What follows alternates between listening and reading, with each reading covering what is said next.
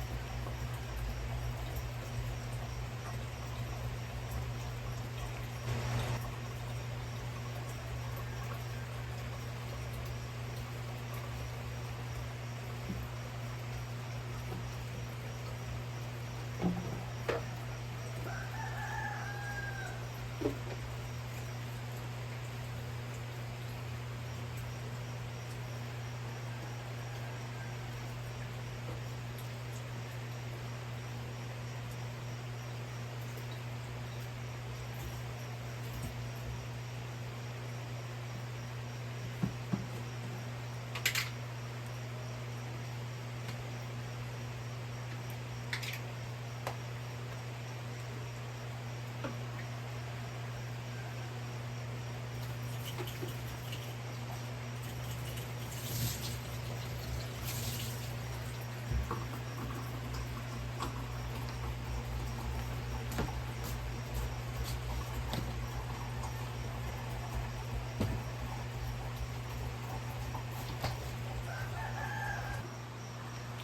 guys, I'm gonna ayos my things na. You know naman kung ano naman ng mga dala ko. Ito po yung sasuot. Pauwi. Hoy, huwag kayo mag-away dyan. Ang dalawang puso nag-aaway sa harap ko.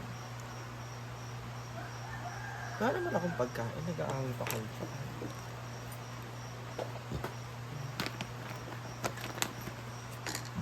Ito akin po, ito bigay po ito ni Mama Chona.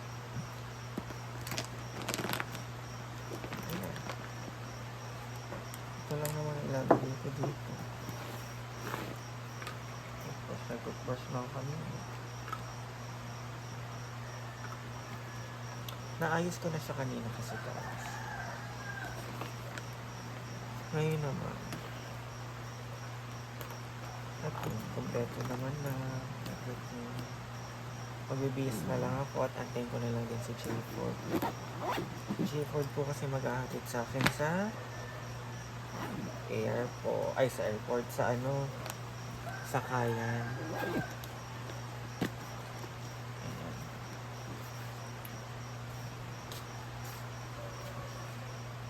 So guys, nakapagligpit na tayo. Hugas na tayo ng pinggan. Nalagyan na natin ng tubig yung mga bote. Nahiram na natin ng susi kay Britney. And gigisingin ko na lang po si J-Ford para ihatid po ako sa Sakayan papuntang Limket Kay. And after po ng Limket Kay, excuse me. After po ng Limket Kay, mamagnum po ako going to airport. Ayan guys. Ano na po, 5 a.m. na. Lumiliwanag na rin na po. Yes, wala, parang umuulan.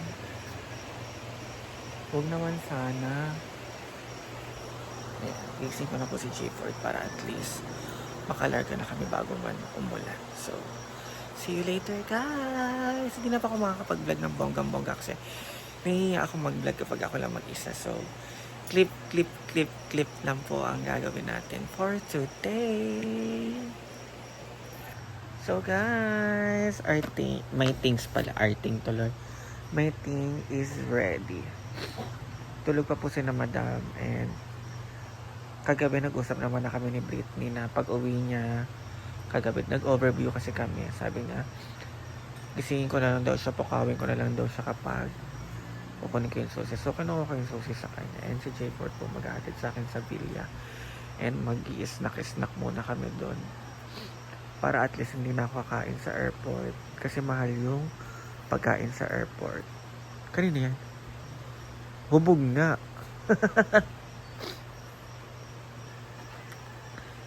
Kasing si Inday kagabi, naiwan niya yung gamit niya doon. Hindi ko naman din napansin kasi hindi naman ako pumupunta doon. And si J-Ford po maghahatid sa akin. Super dilim pa guys. Ayan, paliwanag na.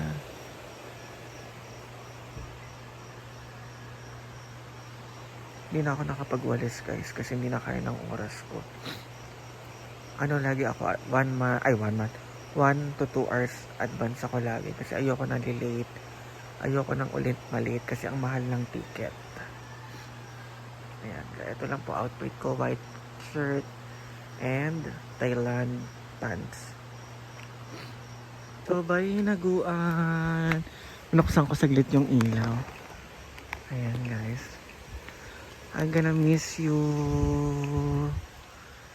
See you soon Sinagoan Nature Park. Thank you Dolores, Virgin Mary, Mama Mary. Thank you so much for always bless us. You are our strength by God. Ayan, thank you so much. Bye, Hinaguan. Hindi ako nakapagpaalam kay Madam ng ngayon kasi tulog pa siya. Pero nakapagpaalam na ako kagabi at sa chat. Yan, bye! Ito yung mga nagpapahirap sa akin lagi kapag lalabas at papasok ako ng hinaguan. Totoo nga, hago. Kailangan hago ka. Hinagu. Hinagu. Ay! Babay tulay. Babay mga bato. See you sa aking pagbabalik. Ingatan niyo yung mga taong pumupunta at umuwi dito. Bye!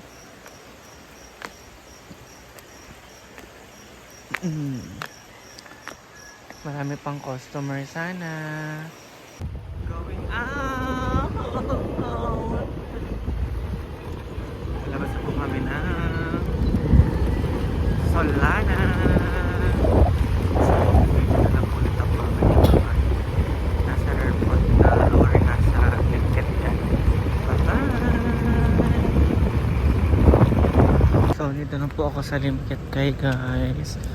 Sakay na po ako ng Magnum, yung van going to airport. So, ito po yung sasakyan natin, yung Magnum Express going to airport.